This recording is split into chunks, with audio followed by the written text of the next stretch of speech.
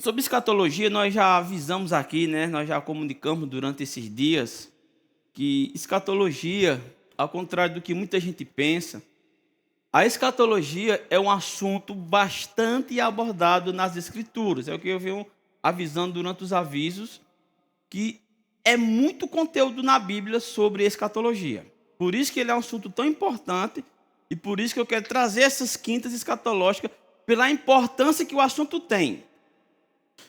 Quando nós começamos a ler as epístolas, a gente vê mesmo Paulo, ele escrevendo ali as epístolas, ele diz, olha, acerca desses assuntos, ele tratando de assuntos escatológicos. Ele diz, olha, acerca desses assuntos, vós estáis totalmente inteirados acerca disso. Ou seja, era tão ensinado assuntos escatológicos na igreja primitiva, que Paulo disse, olha, vocês estão altamente inteirados sobre esse assunto. Ou seja, eles já tinham muito conhecimento sobre esse assunto na igreja primitiva. E às vezes nós percebemos que na igreja moderna, a igreja atual, não se tem tanto conhecimento escatológico como se espera, né? Existe muita ignorância, né? E o pouco que se fala também não é muito alinhado com a palavra de Deus.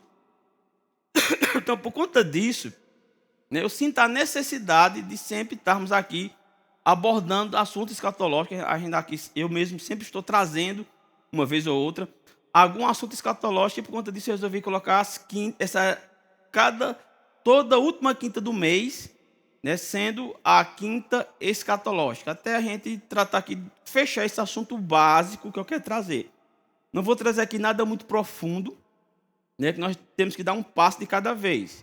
Então vamos dando um passo de cada vez e vamos iniciar mesmo com algo muito básico e o essencial do assunto escatologia. Então a primeira coisa é você entender isso, que escatologia ele é um assunto bastante abordado nas Escrituras. E isso isso passa o que para nós? Que é um assunto que Deus leva a sério e é um assunto de extrema importância. Se não fosse tão importante, não haveria tantas passagens bíblicas que trouxessem um assunto escatológico. Você tá compreendendo? Por exemplo, o amor é importante? Você já viu um livro da Bíblia, um livro que fala somente sobre o amor? Nós temos um capítulo. Capítulo qual? 1 Coríntios, capítulo 13, é todo um capítulo específico falando sobre o amor. O amor é isso, o amor é aquilo, não tem isso. Mas na Bíblia nós temos o livro do Apocalipse, que é um livro totalmente escatológico. Todo um livro, para você ver a importância. Se não fosse importante, não haveria um livro totalmente falando sobre escatologia. Eu já ouvi alguns ministros famosos, alguns ministros de nome, de renome, eu já ouvi no YouTube, falando, a escatologia não é tão importante, a escatologia não é tão necessária assim, quando estivermos na glória, vamos saber todas as coisas. Oxe, se a escatologia não é tão importante, porque tem na Bíblia um livro todo falando só sobre esse assunto. Se nós temos na Bíblia um livro específico, que ele fala totalmente só assunto escatológico, então, queridos, existe uma importância nisso. Agora, o que muita gente não sabe, aqui nós estamos falando o seguinte, que ele é um assunto bastante abordado nas Escrituras. Ou seja, 37% de toda a Bíblia, 37% de toda ela, trata de assunto escatológico. Você há de concordar comigo que 37% está muito próximo da metade da Bíblia. Amém?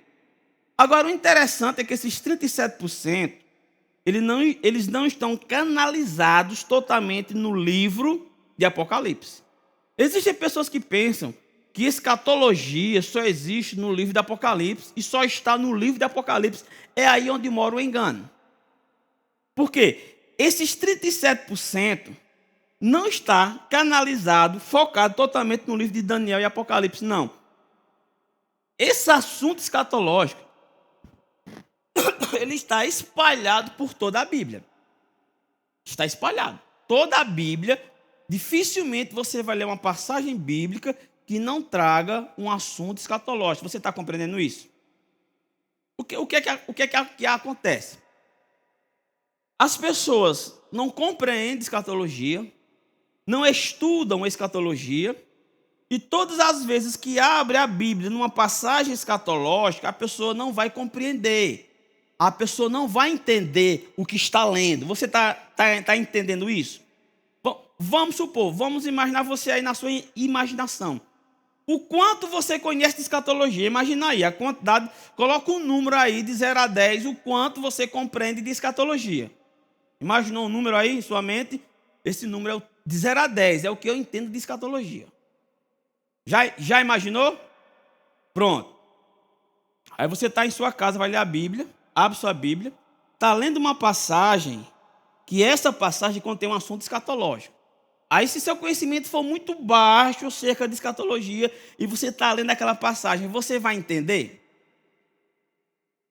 Aí tem pessoas que lê, não entendem, e às vezes é um líder de uma igreja, um líder de um departamento, e aí alguém pergunta, irmão, pastor, essa passagem bíblica está falando sobre o quê? Aí é uma passagem escatológica. A pessoa não entende, não compreende, aí está lendo lá. Aí como não entende, aí diz, isso é mistério. É um mistério muito profundo que só Deus vai revelar só na glória. E às vezes um pouquinho de escatologia que a pessoa entender, já lê aquela passagem, já identifica, não, isso é um assunto escatológico. Quando nós conhecemos, se você quer compreender a Bíblia, se você quer ler a Bíblia, quer entender a Bíblia, é impossível se você não tiver conhecimento dos assuntos escatológicos. Amém? Porque está espalhado por toda a Bíblia. E eu venho repetir daqui, eu já repeti várias vezes aqui, que somente 3 livros do Novo Testamento não falam sobre a volta de Jesus, ou seja, somente 3 livros no Novo Testamento não abordam um assunto escatológico. Quais são esses livros? Filemão, 2 João e 3 João, que são 3 livros muito pequenos. Então, se você estiver lendo o Novo Testamento, se não for o livro de Filemão, se não for o livro de 2 João e não for o livro de 3 João, provavelmente você estará lendo uma passagem que contém um assunto escatológico. E às vezes o que você está lendo está girando em torno de um assunto escatológico. Mas se eu não entendo escatologia, o que é que eu vou entender na passagem que eu estou lendo? Nada. E aí você vai dizer o quê? É mistério. E é por isso que nós temos que entender, essa primeira parte aqui, o que eu quero para falar para você, para criar em você, é você entender a importância desse assunto. Amém? A importância de você como cristão. Quem aqui quer sempre ler a Bíblia e entender ela? Você quer ler a Bíblia e compreender ela? Então você vai se deparar com assuntos escatológicos. Então você tem que entender a importância de conhecer acerca desses assuntos. E como diz Paulo, está inteirado acerca desses assuntos. Você está preparado para isso? Então, vamos lá então. Então vamos primeiro conhecer essa palavra escatologia. Essa palavra escatologia ela não vem do português, não é uma palavra da nossa língua portuguesa. A palavra escatologia vem do grego e ela é composta por 2 termos gregos. O primeiro termo é o termo eschatos. E o que é que significa eschatos? Eschatos significa último ou últimas coisas. E aí falta o segundo termo, que é logos. Logos é uma palavra na Bíblia que tem imensos significados, vários, mas nesse contexto de escatologia, do significado da palavra escatologia, logos significa estudo. Então, raciocina comigo, se eschatos no grego significa último ou últimas coisas, e logos no grego significa estudo, então o que é que significa quando juntamos as duas palavras? O que é que significa a palavra escatologia? Significa estudo das últimas coisas ou estudo das coisas futuras. Então, quando falamos de escatologia, é um assunto que tem como objetivo estudar as coisas que ainda vão acontecer.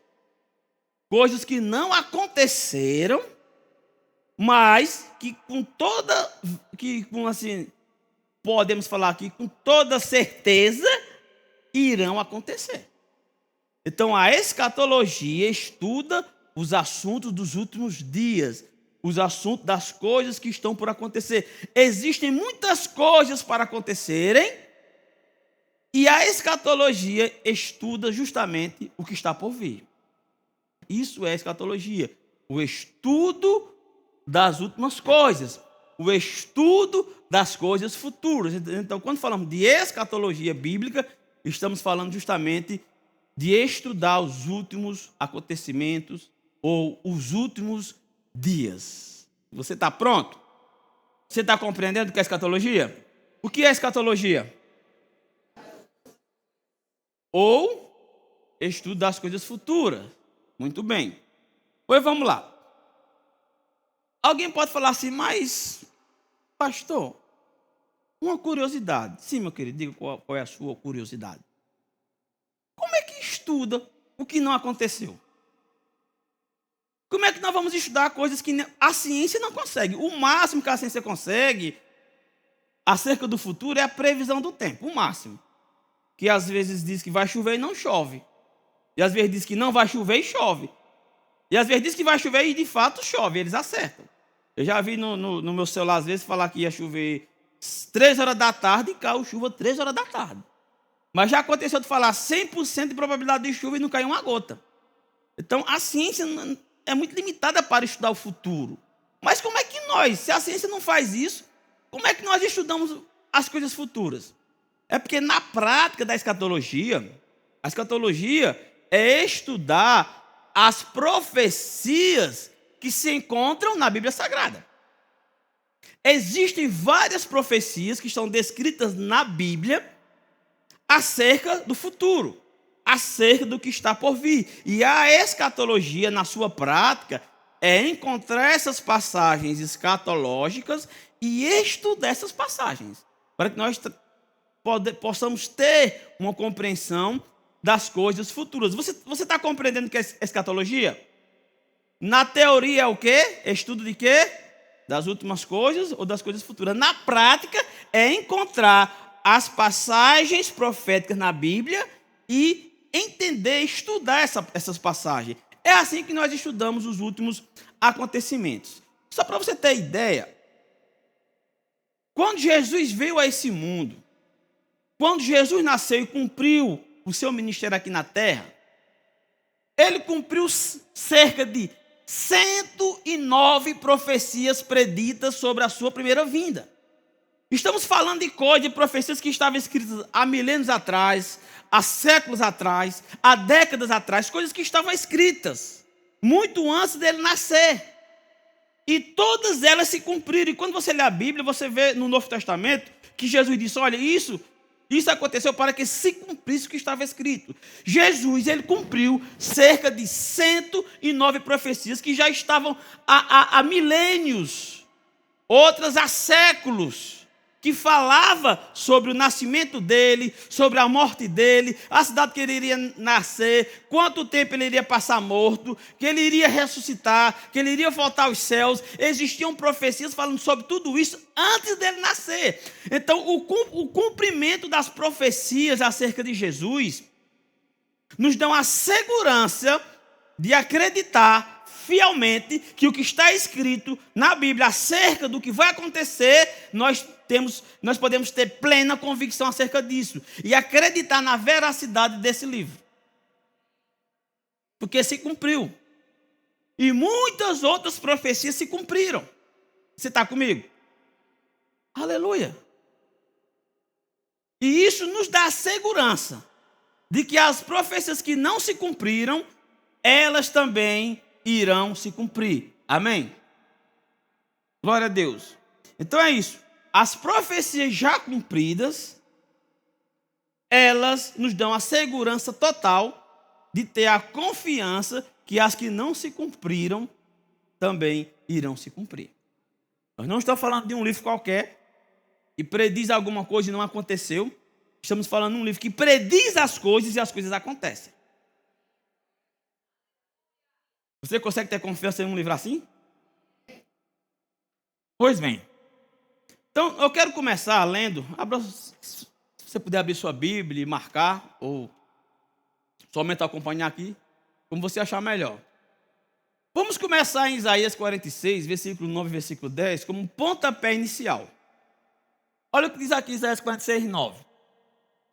Lembrai-vos das coisas passadas, desde a antiguidade, que eu sou Deus e não há outro Deus, não há outro semelhante a mim. Olha o que Deus está falando aqui, ó. Lembrai das coisas passadas. Lembre das coisas antigas, que eu sou Deus e não há outro. Aí o versículo 10 diz: que anuncia o fim desde o princípio e desde a antiguidade das coisas que ainda não sucederam, que digo, meu conselho será firme e farei toda a minha vontade. Eu amo essa passagem bíblica porque, para mim, eu vejo aqui esse versículo como algo muito fundamental para o início do estudo da escatologia. Porque Deus está falando aqui que Ele anuncia o fim desde quando? Ele é o alfa e o ômega. Ele é o início e Ele é o fim. E desde o início, o que é que Deus faz? Desde o princípio, que é princípio e início. Desde o início, Deus anuncia o fim. Ou seja, o fim já é anunciado desde o início, desde a antiguidade. E o que é que Ele anuncia? As coisas que ainda não sucederam. Ou seja, existem coisas que estão para acontecer. Existem coisas que ainda não aconteceram, mas Deus já anuncia desde o início. Desde o início, Deus comunica o fim. Desde o início, Deus já sabe o fim, e esse fim, Ele anuncia esse fim. E onde é que Deus anuncia esse fim? Na sua própria palavra. E o que chama a minha atenção aqui é essa parte que fala o seguinte, olha, que digo, ou seja, Ele anuncia o fim desde o início, não é isso? E depois Ele diz, olha, e digo, o meu conselho será firme, e aqui está o que eu chamo a minha atenção. E farei, o quê? O que é que Deus fará? Deus tem uma vontade, você sabia disso? Que vontade é essa? Ele tem uma vontade. E Ele diz que Ele fará com que a vontade dEle seja realizada. Ou seja, Deus não está frustrado se a vontade dEle não está realizada hoje. Porque Ele sabe que toda a vontade dEle será realizada. O interessante é que antes disso, Ele fala isso no contexto que Ele anuncia o fim desde o início. E é aqui onde chama bastante minha atenção. Por quê? Qual é a vontade de Deus? Qual é o grande plano de Deus e qual é essa grande vontade dele? A vontade de Deus é o que nós conhecemos, ou seja, o grande plano de Deus é o que nós conhecemos como programa do reino. Toda a Bíblia, de Gênesis a Apocalipse, ela gira em torno de algo chamado programa do reino. A escatologia, todo o assunto escatológico gira em torno do programa do reino. Quando Jesus esteve na terra, e Jesus veio à terra, a mensagem de Jesus era uma única mensagem. O reino de Deus, ou o reino dos céus, que dá no mesmo. As parábolas de Jesus, se você observar, era acerca do reino. Os ensinamentos de Jesus eram acerca do reino. A missão de Jesus girava em torno do reino. Ou seja, o reino de Deus é a vontade dele. Quando Jesus foi ensinar acerca do Pai Nosso, ele disse, Pai Nosso que estás nos céus, santificado seja teu nome, e venha o quê? E seja feito assim na terra. Não sei o que era que Jesus estava revelando. Que a vontade de Deus é estabelecer o reino dos céus na terra. Essa é a vontade dele. Entenda uma coisa. Deus tem um reino nos céus. E Ele governa os céus. E Ele resolveu ter um plano de extensão do reino para que esse reino dos céus ele fosse estabelecido na terra. Isso é o que nós chamamos de o programa da salvação e o programa do reino. E esse programa do reino é a vontade de Deus. Se você tá comigo? E esse plano é estabelecido no mundo físico. E para isso, no plano original de Deus, era que o homem fosse uma extensão que, por meio da glória de Deus na vida dele, o homem refletisse o governo dos céus na terra. Então, o homem faz parte desse plano de Deus, para que o reino dos céus se estabeleça na terra. Isso é o que nós chamamos de programa do reino. Então, essa daqui é a vontade de Deus. Que o programa do reino dos céus seja estabelecido na terra. Amém? Licença aqui. Vou mexer nisso, não vai que piora, hein?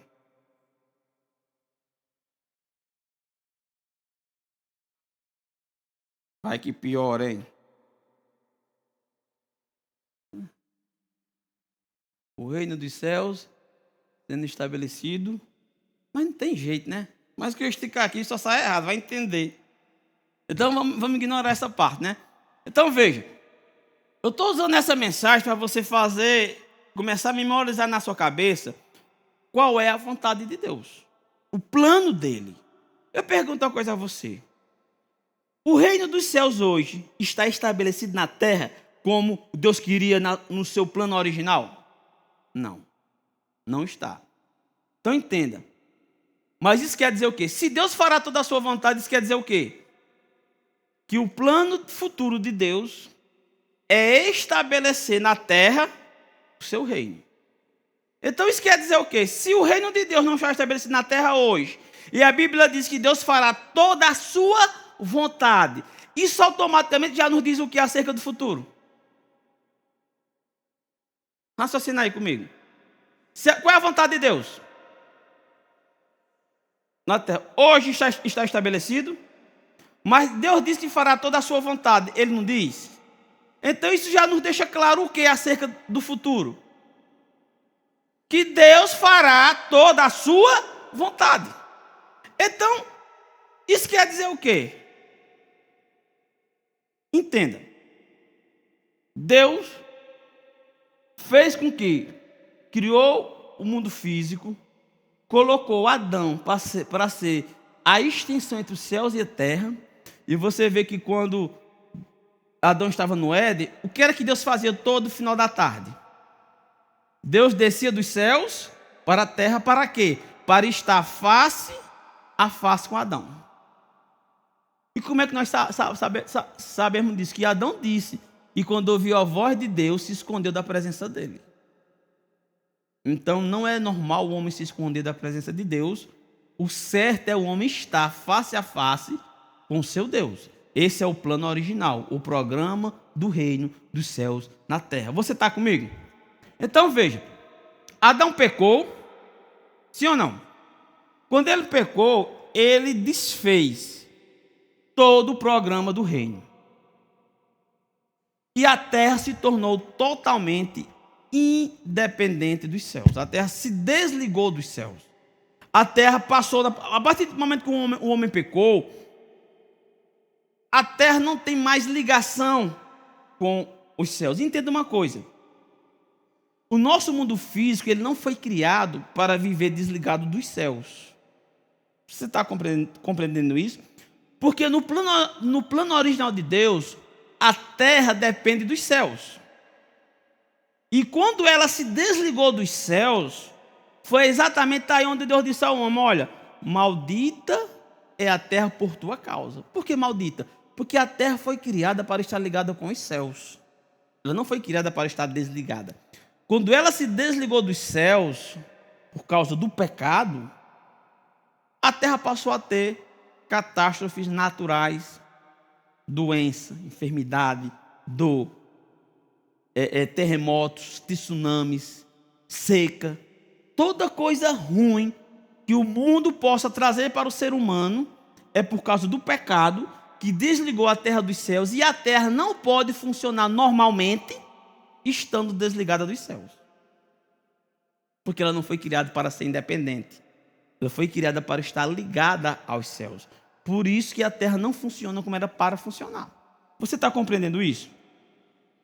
Então, quando se desligou, após Deus dizer que a terra estava maldita, nessa passagem, nesse contexto, está o primeiro versículo na Bíblia acerca de escatologia. É o que eu digo, onde nasceu a escatologia. Entenda uma coisa, quando o homem pecou, Deus começou a falar acerca do futuro. Vocês lembram o que está escrito em Gênesis 3,15? O que é que diz lá em Gênesis 3,15? Você pode abrir sua Bíblia? Só para refrescar a sua memória. Gênesis, capítulo 3, versículo 15. Aí tudo que está em Apocalipse, tudo que está em Daniel, tudo sobre escatologia, gira em torno desse versículo. Porque aqui é onde nasceu a escatologia. Gênesis capítulo 3, versículo 15. Você está comigo? Aqui diz, Deus trazendo um juízo sobre a serpente. Aí diz, porém inimizade entre ti e a mulher, e entre a tua descendência e o seu descendente. Este te ferirá a cabeça e tu lhe ferirás o calcanhar. A partir desse momento que Deus disse essas coisas, surgiu a profecia acerca de quem? Do descendente da mulher. O que é que esse descendente iria fazer? Se você observar, quando Deus criou o mundo, em Gênesis 1, 26 e 27, aí por diante, Deus deixou uma coisa bem clara.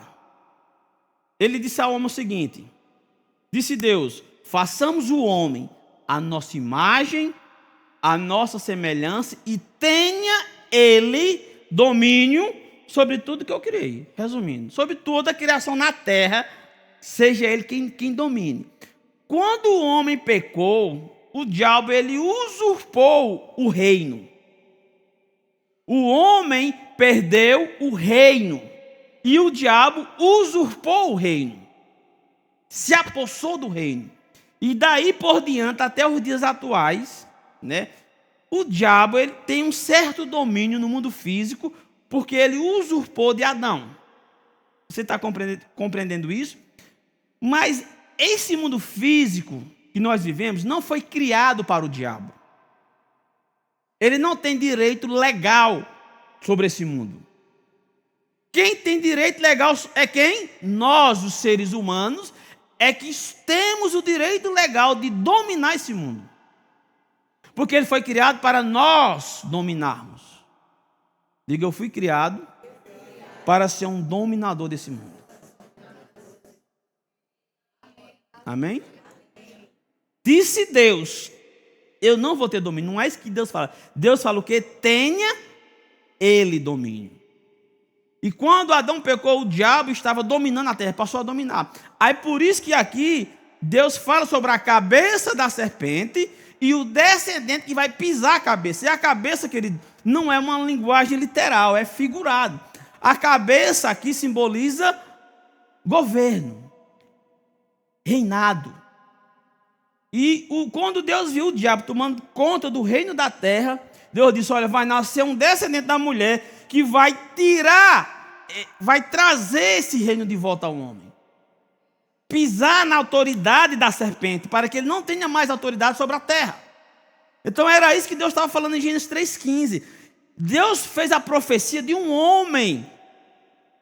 Um homem, ele estragou o plano de Deus, que foi Adão. Mas um outro homem, ele vai trazer de volta o plano original de Deus, para que a vontade de Deus se realize.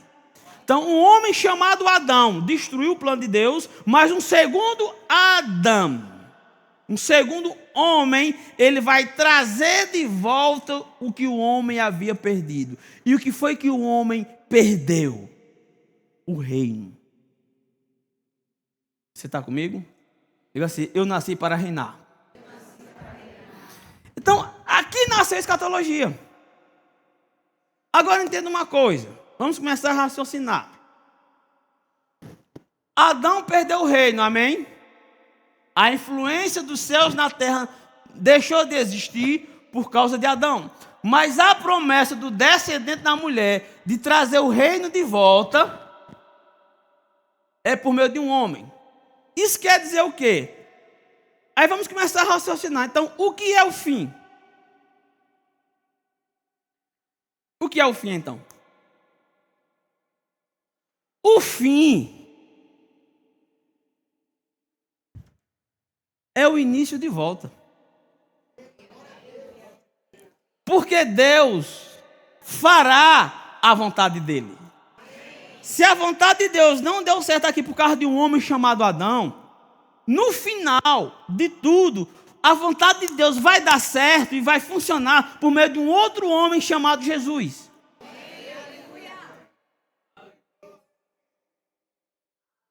E se você vai ver lá na frente, esse descendente da mulher, mais na frente, no passar dos anos, dos séculos, ele é chamado de o Messias. Ele é chamado de Deus entre nós. É assim que diz a profecia. Deus entre os homens. Deus se relacionava com o homem face a face na terra, no início. É assim que será no fim. Para que você compreenda de forma geral a escatologia, o fim é o início de volta. Por que é que muitas pessoas, eles quebram a cara e eles se decepcionam quando eles decidem que vão estudar escatologia? Qual é a grande decepção? Porque não conseguem entender nada. Mas por que é que não conseguem entender nada? Porque eles acham que vão compreender a escatologia começando por Apocalipse. Qualquer pessoa que for querer compreender escatologia e for para o livro de Apocalipse, para começar a ler ali, não vai entender nada de nada. Eu falo por mim. Quando eu me converti, eu só li Apocalipse. Todo dia eu li Apocalipse.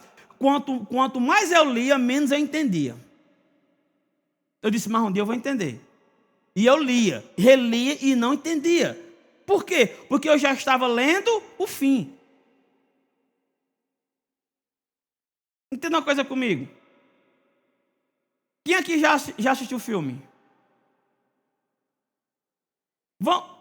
Vamos supor que eu esteja lá na casa de Heraldo assistindo um filme. Eu, Heraldo, Roberto e Evandro, a gente vai lá assistindo um filme. E esse filme está na parte final. Vamos supor que você chega lá. Aí você chega, senta, eita, que filme é esse? O filme, sei lá, A Estância do Rei Careca. O filme. Aí a gente chama lá assistindo o filme, A Estância do Rei Careca. Aí você chega lá no finalzinho, no final, você olha assim, poxa, não estou entendendo nada, que filme estranho, que filme difícil de entender esse. Não, cara, eu não entendo esse filme, não. Quem é o cristão que vai entender um filme chegando no final? O filme não fará o menor sentido. Um filme não fará sentido coisa com coisa. Aí você vai começar a criticar. Esse filme é muito difícil de entender. Nossa, que filme difícil de entender. É lógico, você está no final do filme. Você só vai entender o filme se você começar a assistir do início. E por que você acha que com escatologia é diferente? As pessoas querem compreender a escatologia chegando no fim, sem entender o início. Mas o fim é o cumprimento do início, é o início voltando. Eu só posso compreender a escatologia quando eu entender o início. Você sabia que as profecias escatológicas são cumprimento das alianças que Deus fez? Nós vemos na Bíblia Deus fazendo cerca de 8 alianças. E essas alianças têm promessas de Deus, e nem todas as promessas se cumpriram. E o que vai acontecer no fim é o cumprimento de todas as promessas feitas nessas alianças. Então, eu preciso entender o início, eu preciso estudar as alianças que Deus fez, para saber o que é que falta se cumprir dessas alianças. Você está comigo? Então entenda uma coisa básica. Se você quer compreender escatologia, entenda algo. Nós não vamos entrar aqui já no livro de Apocalipse. As profecias bíblicas, elas se repetem de forma diferente, com analogias diferentes, com parábola, assim, digamos, com linguagem diferente, falando do mesmo assunto. Exemplo. É tipo assim. Você conhece a história dos 3 porquinhos? Né? Que viu um lobo mau. Pronto. É como pegar essa história e contar ela com outros. A história dos 3 carneirinhos. E havia 3 carneirinhos. E depois fala a história de 3 passarinhos e um gato malvado. E um passarinho fez uma gaiola de plástico, outro passarinho. Entende? E em escatologia, quando a gente começa a entender, a gente vê que não é tão complexo. Existem coisas complexas sim, porque na Bíblia existem coisas complexas. Eu estou falando o básico. É a mesma história. Por exemplo, se você entender a escatologia, você começar a ver, você vai ver que o que está escrito em Daniel é o mesmo que está escrito em Apocalipse. É a mesma história, com figuras diferentes. Aí quando você vai em Mateus, em Lucas, Jesus começa a narrar a grande tribulação sem ter nenhum tipo de figura. Eu preciso conhecer o básico. E eu preciso compreender as alianças. Eu preciso compreender o início para entender que as profecias acerca do futuro é o cumprimento das coisas que Deus prometeu no passado. Você está comigo? Por exemplo, abra sua Bíblia em Mateus 25, 34. Só para você entender. Talvez você não esteja acreditando em mim. Mas deixa eu ver se a Bíblia te ajuda a acreditar em mim. Mateus capítulo 25, versículo 34. Está falando sobre o fim, esse versículo. Aqui está falando sobre o início do milênio, né? Aqui diz o seguinte, ó. Então dirá o rei aos que estiver à sua direita: vinde benditos de meu Pai, entrai na posse do quê? Me ajudem, pelo amor de Deus. Entrar na posse do quê? Mas esse reino, ele vai ser preparado? Entrar na posse do reino que o quê? Desde quando o reino está preparado? Esse versículo é um versículo escatológico, ele está falando de coisa do futuro, que esse versículo não se cumpriu. Ele vai se cumprir no final da tribulação, para iniciar o milênio. E esse versículo está falando aqui, ó, a doge que o reino está preparado. O reino está preparado desde onde? Desde o início ele já está pronto. E vai chegar o momento que Jesus vai dizer: venha tomar posse. Posse do quê? Do reino, que está pronto desde quando? Desde o início. O fim é o início de volta, gente. Você já imaginou como seria o mundo se Adão não tivesse pecado? Você já parou para pensar, rapaz, se Adão não tivesse pecado, como seria o mundo? É como ele será. Vai voltar ao início. Repita comigo: Deus fará toda a sua vontade. Adão estragou, mas o segundo Adão vai trazer tudo de volta. Você está comigo? Olha aqui o que diz em 1 Coríntios, capítulo 15. Tem mais versículos, eu estou resumindo aqui. 1 Coríntios, capítulo 15, versículo 24 e 25. Aqui está falando acerca de coisas futuras. Aqui é totalmente escatológico, esse capítulo 15. É 100% escatologia aqui. Aí aqui no versículo 24 ele diz o seguinte: e então virá o fim. Preste atenção. Virá o quê? Quando vai vir esse fim? Ele diz: então virá o fim quando ele entregar o quê? O reino ao Deus e Pai. Quando houver destruído todo o principado, bem como toda a potestade e poder. O que é que esse versículo está falando? Que o fim vai chegar. Quando esse reino que foi perdido, ele foi entregue novamente ao Pai. Que é quando o reino dos céus estiver de volta à terra. E essa manifestação dos céus na terra, que é o início de tudo, isso já destrói uma doutrina criada pela igreja romana, que se estabelece até hoje na igreja evangélica. Que doutrina é essa? A doutrina de morar no céu.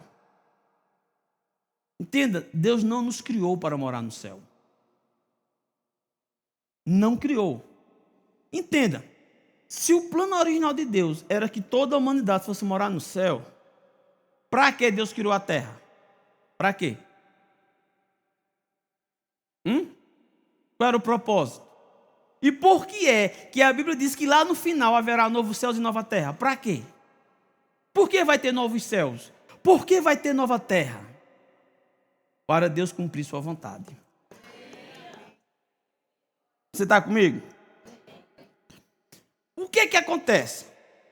Por meio das alianças e das dispensações, nós vamos compreender o plano de Deus. Só que as alianças e as dispensações, elas são fragmento de um todo. E nós vamos trabalhar isso bem direitinho para que você entenda uma coisa. Qual é o plano original de Deus, gente? Qual é o plano original de Deus? O reino dos céus. O homem perdeu o reino dos céus e Deus criou um outro programa chamado Programa da Salvação. Para que Deus criou o Programa da Salvação? Para tirar o homem da condição de pecador, trazer o homem de volta a Deus, para que o reino venha de novo à terra. Ou seja, o Programa da Salvação ele entra com o propósito de trazer o reino de volta à terra. Esse é o propósito do Programa da Salvação. Então, as alianças e as dispensações, elas são fragmentos desse plano do reino. Por quê? Porque Deus ele vai se revelar progressivamente por meio da história, por meio dos séculos, por meio dos milênios. E Deus ele vai se revelando de forma progressiva por meio das alianças e por meio das dispensações. Então entenda, aqui nós tivemos a primeira dispensação, ela terminou, iniciou-se a segunda, veio a terceira, veio a quarta, a quinta, nós estamos vivendo a sexta dispensação. Após a sexta vai ter um período de intervalo, que são os 7 anos de tribulação, para depois vir um milênio. Depois do milênio vai ter outro período de tempo que vai ser vai ter um julgamento, vai ter uma rebelião final do diabo, vai ter um julgamento do diabo e seus anjos, para depois ter o juízo final, para depois vir o estado eterno. Você está compreendendo isso? Então, essas dispensações, junto com as alianças, elas são um fragmento. Cada dispensação é um fragmento da revelação total de Deus. Quando nós juntamos tudo, é que nós teremos todo o plano de Deus revelado para a humanidade. Você está entendendo isso? Então, veja aqui uma coisa. O que é uma dispensação?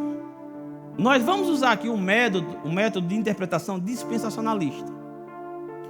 Então, existem várias formas de trazer termos técnicos para explicar o que é uma dispensação. Eu quero trazer aqui um termo mais prático do que um termo mais técnico. Amém?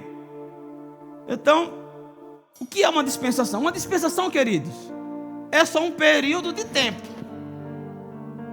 Exemplo, um ano é um período de tempo, sim ou não?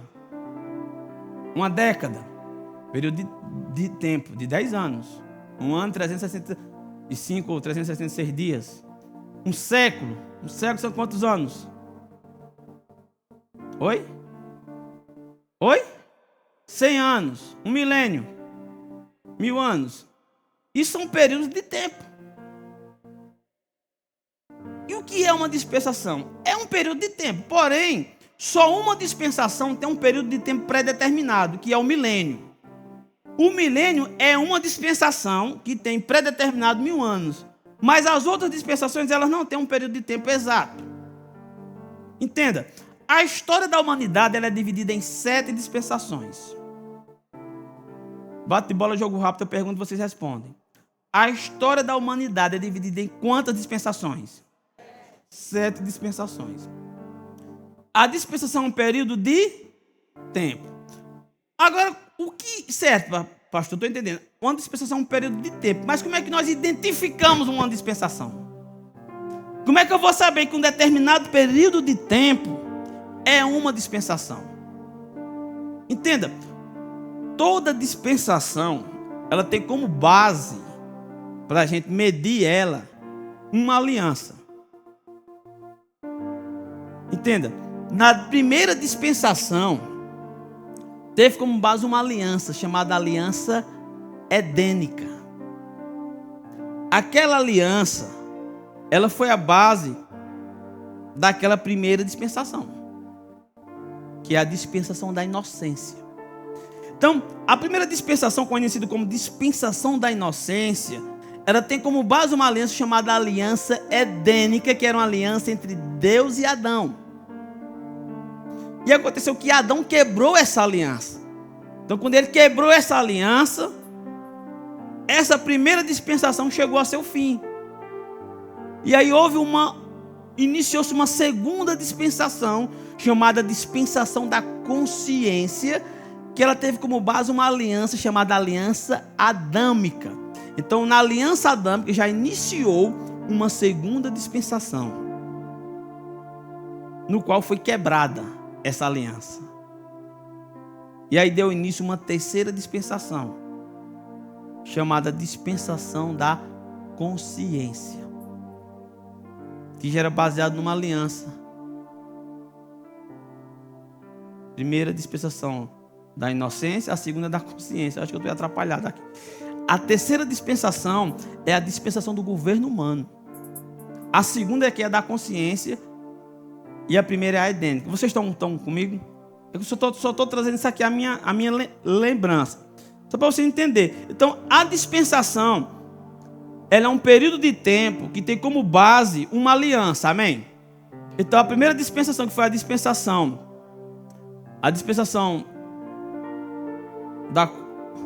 da inocência, eu ia falar consciência, não está lembrando, trazendo a palavra inocência. A dispensação da inocência teve como base a aliança edênica. Então, quando Adão quebrou a aliança, ela chegou a fim. Eu só estou trazendo esse exemplo para vocês entenderem o que é uma dispensação. É um período de tempo que tem como base o quê? Uma aliança. Se você for procurar o significado de uma dispensação, você vai encontrar um monte de explicações técnicas que você vai ler e não vai entender bem. Eu estou trazendo aqui uma definição prática do que nós observamos na Bíblia quando iniciou e quando terminou uma dispensação. Então nós vamos observar o início de uma dispensação e o fim por meio das alianças. É por isso que as alianças e as dispensações, elas são fragmentos do todo. Então essa primeira dispensação, ela é aberta justamente com a chegada do homem ao mundo físico, como está lá em Gênesis 2:7. Então, quando Deus colocou o homem na terra, que soprou nas suas narinas, o homem passou a ser um ser vivente, ali deu início à primeira dispensação. Dispensação da inocência. E ela deu início com a aliança que Deus fez com Adão, a aliança edênica. E essa aliança edênica, o que é uma aliança? Uma aliança é um acordo. O casamento é uma aliança. O casamento tem um acordo entre duas partes. Qualquer tipo de acordo é uma aliança. Qualquer tipo de acordo é um pacto. E Deus tinha um acordo, Deus tinha um pacto com Adão, ali naquela primeira dispensação. E a aliança edênica, ela revela a nós, resumidamente, o quê? O plano perfeito de Deus para a humanidade. Então, na aliança edênica, ali naquela primeira dispensação, a dispensação da inocência, que existe essa aliança, e quando nós observamos ali, está sendo revelado a nós, de forma resumida, o plano perfeito de Deus. Então, o fim, queridos, é justamente isso. Deus com os homens na terra. Esse é o plano original. Apocalipse capítulo 21, versículo de 1 ao 13. Veja o que diz aqui, ó. Vi no céu, vi novo céu e nova terra, pois o primeiro céu e a primeira terra passaram e o mar já não existe. O que é que isso quer dizer? Que esse céu que nós vemos, que essa terra que nós estamos, ela vai passar. Ela não existirá mais. E aí o que é que vai passar a existir? Um novo céu e uma nova. Agora eu pergunto a você, para quê? Para que Deus vai criar um novo céu, uma nova terra, se a maioria dos religiosos acreditam que vão passar a eternidade no céu? Para que Deus vai criar um novo céu e nova terra? Para quê? Versículo 2. Vi também a cidade santa, a nova Jerusalém que descia do céu, da parte de Deus, ataviada como uma nuvem adornada para o seu esposo. Isso é Apocalipse. Estamos falando acerca do futuro. Estamos lendo versículos que falam acerca do fim. Esses versículos eles estão narrando o estado eterno. João viu um novo céu, João viu uma nova terra e viu a cidade santa. Uma cidade. Ele viu que ela estava descendo de onde? Dos céus. Essa cidade vinha dos céus para ser estabelecida na terra, ou seja, a cidade onde nós vamos morar, ela está no céu. E João viu ela descendo para cá. Mas para que ela desça para cá, haverá necessidade antes do que? Um novo céu e uma nova terra. Por quê? Porque esse céu e a terra que nós habitamos, ela foi contaminada com o pecado. Aí Deus vai criar um novo céu, uma nova terra, e vai trazer lá do céu uma cidade, a nova Jerusalém, onde nós iremos habitar nela.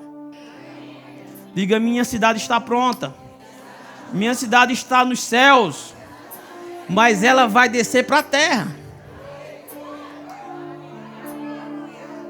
Para a frustração de muitos religiosos. Aí tem o versículo 3. Então ouvi grande voz vinda do trono, dizendo: eis o tabernáculo de Deus com os homens. Deus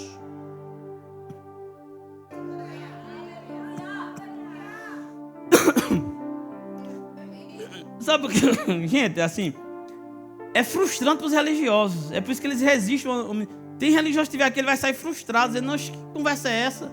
Está escrito. Deus vai criar novos céus, Deus vai criar nova terra, vai trazer uma cidade dos céus para estabelecer na terra. E aqui diz que Deus vai habitar com quem?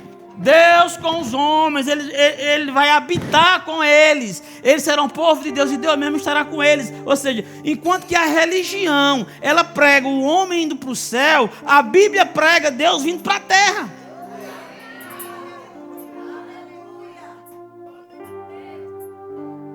Morar em uma cidade de ouro.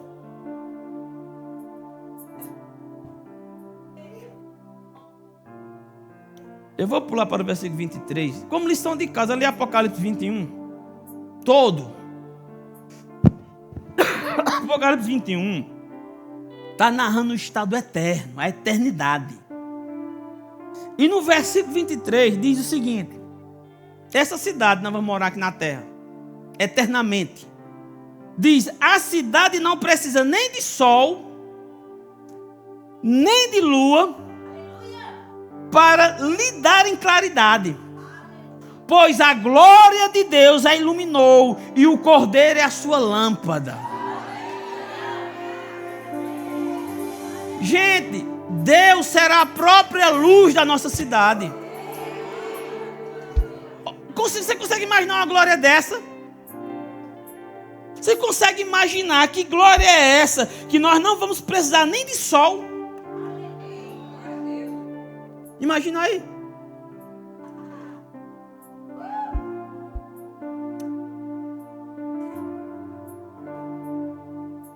Verso 24. Só para você entender uma coisa. Na eternidade haverá nações. Não é um grupinho de pessoas. Um grupinho de pessoas numa vida rural. Igual você vê na revistinha da Testemunha de Jeová, não. Esse não é o estado eterno. Porque a Bíblia fala de nações. Entenda. Deus será o que da cidade? A luz.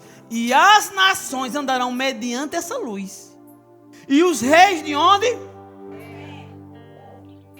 Os reis da terra lhe trazem a sua glória. E lhe trarão a glória e a honra das nações. Entenda o contexto da eternidade. Deus vai criar novos céus. Deus vai criar uma nova terra. Uma cidade de ouro que está nos céus vai ser trazida para a terra. Nós vamos habitar nessa cidade.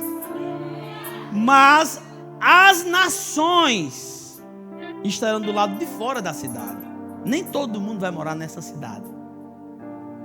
Mas pastor, por que é que tem certeza que nós vamos habitar nessa cidade? Porque nós somos a noiva do Cordeiro.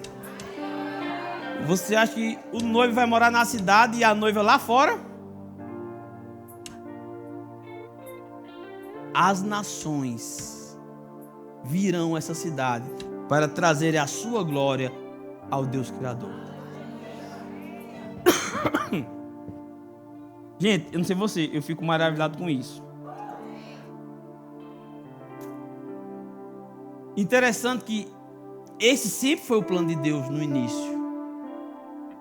E por Adão ter quebrado a aliança, isso foi interrompido. Mas Jesus veio estabelecer uma nova aliança no sangue dele. E por meio dessa nova aliança, entenda uma coisa. Por meio dessa nova aliança, Deus vai voltar a esse mundo. O seu reino será estabelecido. E nós viveremos eternamente com ele na terra. Não sei você, eu me alegro muito. Se você for lá no livro de Oséias, o livro de Oséias deixa bem claro que Adão quebrou essa aliança. Oséias, no capítulo 6. Abra comigo sua Bíblia lá no livro de Oséias. Oséias, capítulo 6, versículo 6, diz: Pois misericórdia quero, não sacrifício, e o conhecimento de Deus mais do que holocausto. Mas eles transgrediram a aliança como Adão. Eles se portaram alevosamente contra mim. O que é que esse versículo nos revela? Que Adão, ele quebrou a aliança que tinha com Deus. E essa quebra de aliança desligou os céus da terra. Deus fez uma profecia falando de um descendente da mulher que iria trazer esse reino de volta. E quando esse reino for estabelecido, chegará o fim. Então repita comigo: o fim é o início de volta. Diga: eu vou ver Deus face a face.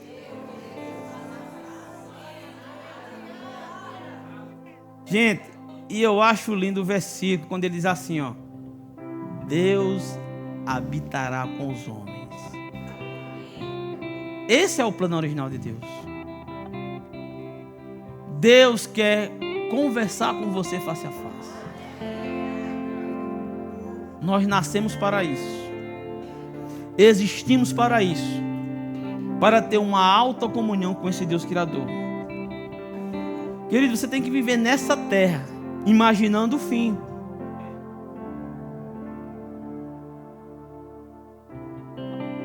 Lembrando do início, que fomos criados para governar, fomos criados para reinar e para ter uma comunhão face a face com o nosso Deus. Você está aqui ainda? Então, queridos, esse é o pontapé inicial. Se nós compreendemos o programa do reino, em que todas as coisas giram em torno do reino, nós não teremos dificuldade para entender escatologia. Escatologia não é focar na besta, não é focar no anticristo. Existem pessoas que vivem em debates longos para saber qual será a cor dos olhos do anticristo, qual é o número da camisa do anticristo, qual é o número da cueca do anticristo, o número do sapato do anticristo. As pessoas giram a escatologia em torno do anticristo, que é uma figura totalmente desnecessária para nós, que seremos arrebatados. O nosso foco na escatologia é focar no plano original de Deus e que tudo gira em torno disso. Gente, eu estou pouco preocupado com chip de besta, com marca de besta, com coisa de gente besta.